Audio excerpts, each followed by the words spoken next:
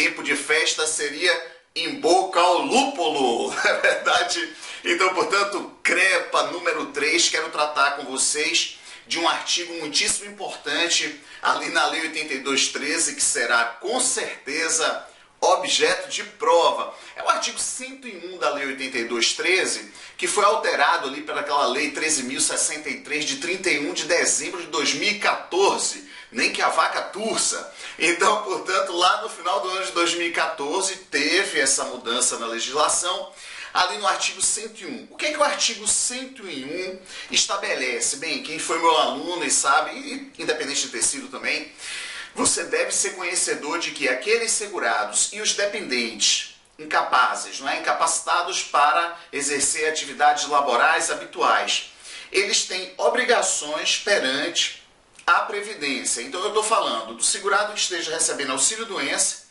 do segurado que esteja recebendo aposentadoria por invalidez e dos pensionistas inválidos, os filhos e os irmãos. Então essa galera tem obrigações perante a Previdência. Quais são? São 3, ou seja, deve se submeter a exames médicos, tratamentos diversos e processo de reabilitação profissional se convocados.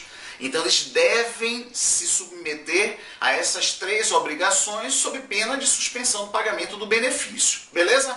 Agora, tem 2 situações que não são obrigadas, é facultado somente se o segurado e o pensionista inválido quiser fazer, que é o tratamento cirúrgico, por mais simples que seja, o tratamento cirúrgico e a transfusão de sangue.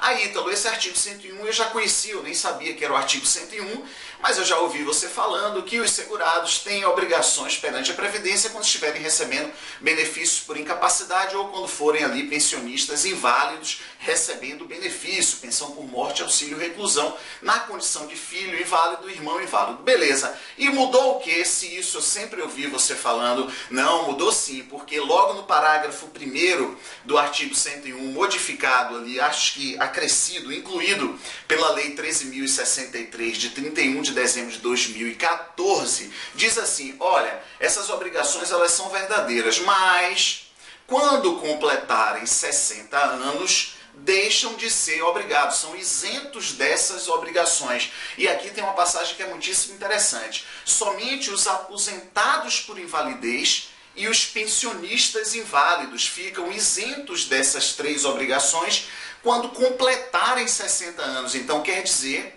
que o segurado que recebe auxílio-doença a qualquer tempo, independentemente da idade, deverá se submeter a essas 3 obrigações. Beleza? Então, esse é o dispositivo do artigo 101 que diz assim, o aposentado por invalidez e o pensionista inválido estarão isentos dos exames de que tratam ali os artigos, o que trata ali o CAPT, na verdade fala do exame do que trata o CAPT, mas é lógico que quando ele isenta em relação aos exames, também está isentando em relação aos tratamentos e processos de reabilitação, porque se a gente for pensar numa lógica, numa sequência lógica, a pessoa não vai se submeter a processo de reabilitação sem antes ter feito exames.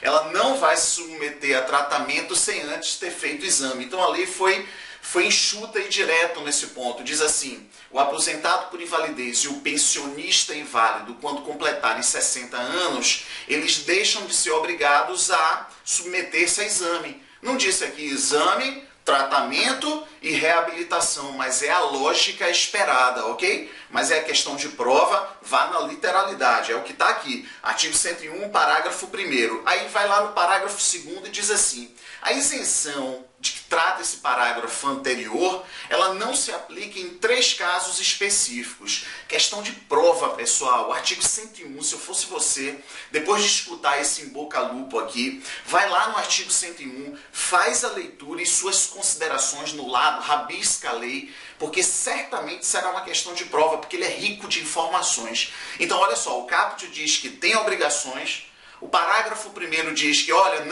não tem essas obrigações quando completarem 60 anos, os aposentados por invalidez e os pensionistas inválidos. E o parágrafo 2º diz, olha, tem obrigação, independentemente da idade, qualquer tipo de segurado recebendo benefício por incapacidade e pensionista inválido, quando eles forem se submeter, a exame que tem as seguintes finalidades. 3. aquele acréscimo de 25% na aposentadoria por invalidez. Então, precisa se submeter a exame, mesmo que seja acima dos 60 anos de idade. Quando o segurado que esteja recebendo benefício por incapacidade e o próprio pensionista se sentir apto a retornar ao trabalho, então se submete a exame pericial do INSS, independentemente da idade, e quando for para subsidiar a autoridade judiciária na questão da curatela. Então, portanto, são 3 situações e o artigo é cadenciado. Ele estabelece uma obrigação, isenta da obrigação e depois diz que, olha, essa isenção não se aplica nessas 3 situações. Quais?